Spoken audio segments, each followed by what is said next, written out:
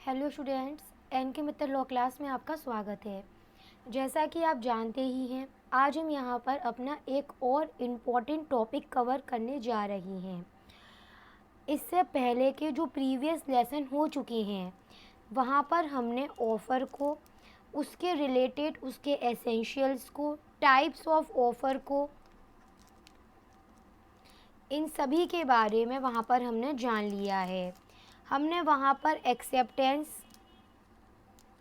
Essential of acceptance, इनके बारे में भी जान लिया है।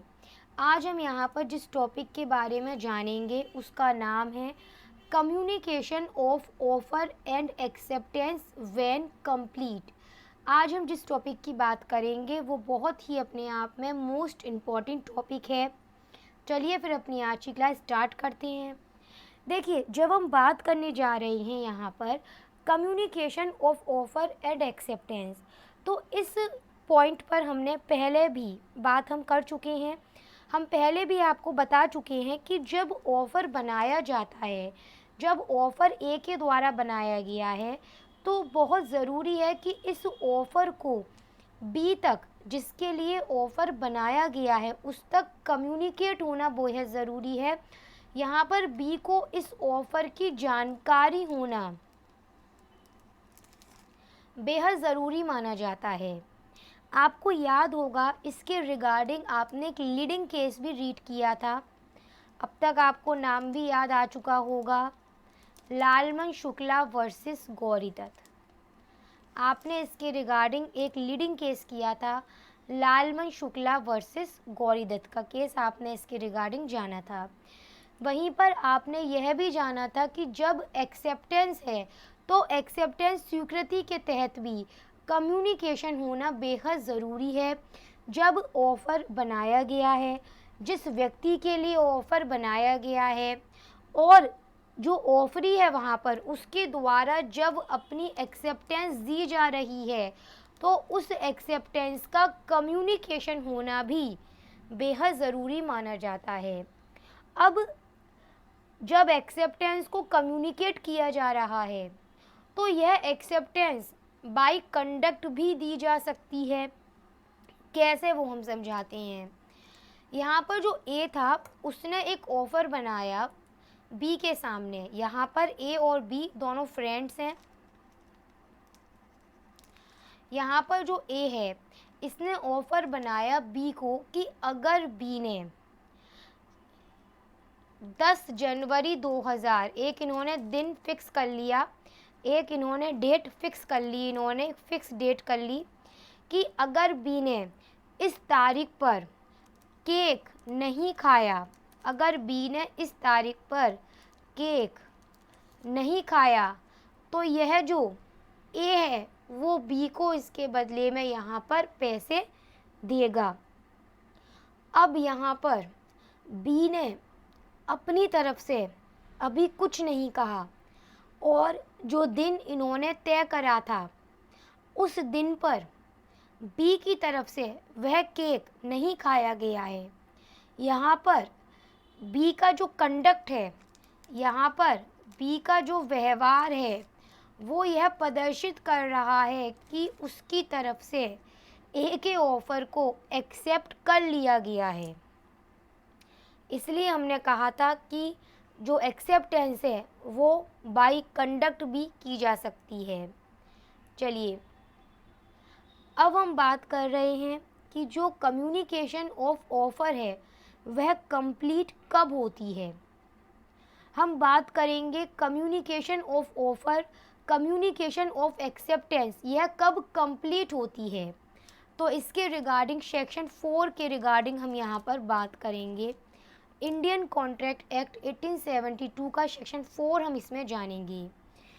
एग्जाम्पल्स के माध्यम से हम इसे कवर करेंगे।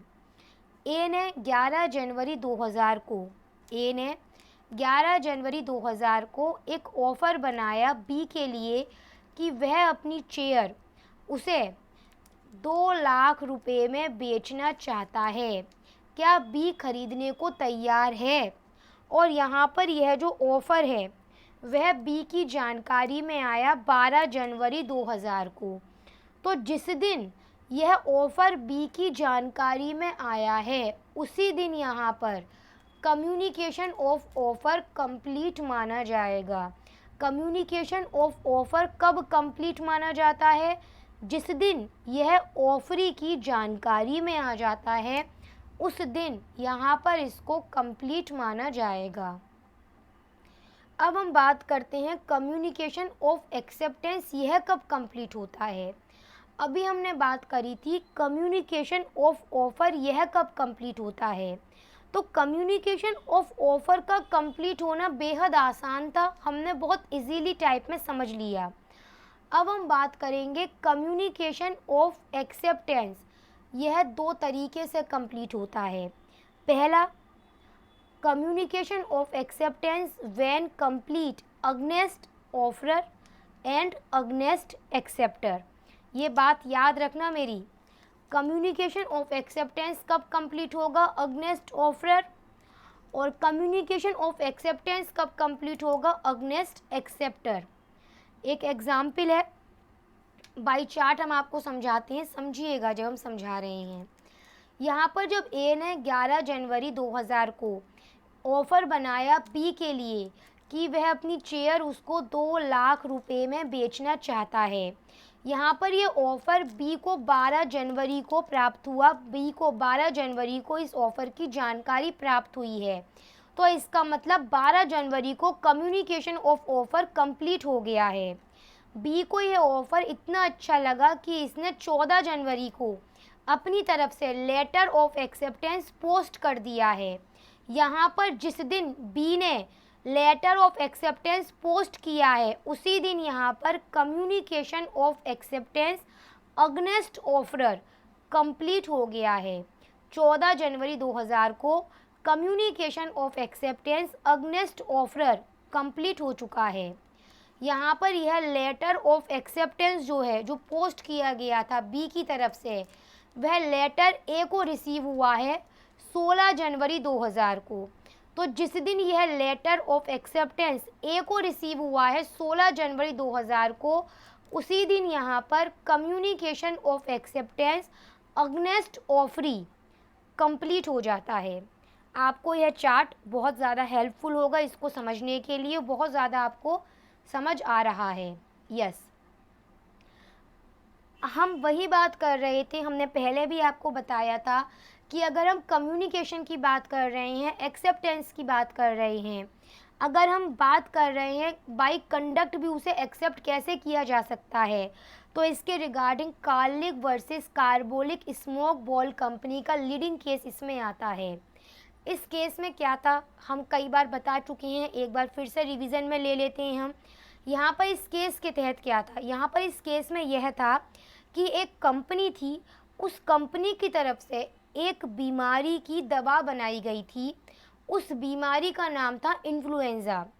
इनका यह कहना था कंपनी वालों का कि जो भी व्यक्ति बताए गए डायरेक्शन के अनुसार, जो भी व्यक्ति बताए गए डायरेक्शन के अनुसार, बताए गए निर्देश के अनुसार इस दवा का पालन करेगा, उसे यह बीमारी फिर कभी नहीं होगी। यहाँ पर इसमें जो प्लेंटिफ थी, जो महिला थी, उन्होंने उस दवाई को जो भी दिशा निर्देश बताए गए थे उसके अनुसार प्रयोग किया था। यहाँ पर उस प्लेंटिफ की तरफ से जो एक्सेप्टेंस दी गई है, जो स्वीकृति दी गई थी, वो किस तरह से दी गई थी? जो दवा में बताए गए दिशा निर्देश थे उसका पालन करते हुए दी गई थी, बाई कंडक्ट दी गई थी। यस, जब उसके बाद भी इस महिला को, इस प्लेंटिव को वह बीमारी हो गई, इन्होंने कंपनी पर मुकदमा दायर करा। यहाँ पर यह तय किया गया कि यह जो कंपनी है वह उस प्लेंटिव को कंपनसेट करने के लायबल है, because it is a general offer and it is accepted by that person. हम अगर बात करें रिवोकेशन की, तो यह भी अपने आप में एक इम्पॉर्टेंट पॉइंट है कि भाई जब ऑफ़र बना दिया गया है, जब एक्सेप्टेंस दे दी गई है, तो क्या उसको रिवोक किया जा सकता है? क्या उसे वापस लिया जा सकता है? तो इसी के रिगार्डिंग अगर आपको हम समझाएं तो आप एक एग्जाम्पल समझ लीजिए, बहुत जल्दी आप इसे क्लियर कर लेंगे। जब ए ने, एग्जाम्पल भाई पहले वाला है, जब ए ने 11 जनवरी 2000 को बी को ऑफ़र बनाया है अपनी चेयर 2 लाख रुपए में बेचने का, जो कि बी को रिसीव हुआ था 12 जनवरी को, जिस दिन कम्युनिकेशन ऑफ ऑफ़र कंप्लीट हो गया था। 14 जनवरी को इसने लेटर ऑफ एक्सेप्टेंस पोस्ट कर दिया है, जो कि 15 जनवरी 2000 को ए को रिसीव हुआ है। ठीक है, अब हम बात करते हैं रिवोकेशन कब किया जा सकता था। जब ए ने ऑफ़र बनाया है 11 जनवरी को, ऑफ़र बनाने के बाद में ए को ऐसा लगा कि यह ऑफ़र उसके पास से गलत बन गया है, यह चेयर तो 5 लाख की करीब बिकनी चाहिए थी। अब यहाँ पर इस संबंध में जो ए है वो अपना ऑफ़र वापस लेना चाहता है। तो याद रखिएगा, ए अपना ऑफ़र वापस कब ले सकता है? ए अपना offer before communication of acceptance complete against acceptor. इसका मतलब आप अब अच्छी तरह समझते हैं। इसका मतलब ए अपना ऑफ़र वापस कब ले सकता है? बी के द्वारा 14 जनवरी को लेटर ऑफ एक्सेप्टेंस पोस्ट करने से पहले ए अपना ऑफ़र कभी भी वापस ले सकता है। और यही बात यहाँ लिख रही है, before communication of acceptance complete against offeror, जो कि 14 तारीख को कंप्लीट होता अगेंस्ट ऑफरर के। चलिए आगे चलते हैं। अब यहाँ पर आगे चलिए, यहाँ पर जो बी है, अब उसको अपनी एक्सेप्टेंस को वापस लेना है। बी को लगता है कि 2 लाख रुपए में तो बहुत महंगी चेयर मिल रही है, यह तो सस्ते में मिल सकती थी, पर इन्होंने अपना लेटर ऑफ एक्सेप्टेंस पोस्ट कर दिया है। यह कब अपनी एक्सेप्टेंस को वापस ले सकते हैं? Before communication of acceptance against acceptor. यह कब वापस ले सकते हैं? जब यहाँ पर इनका जो लेटर ऑफ एक्सेप्टेंस है वो कब मिल रहा है ए को?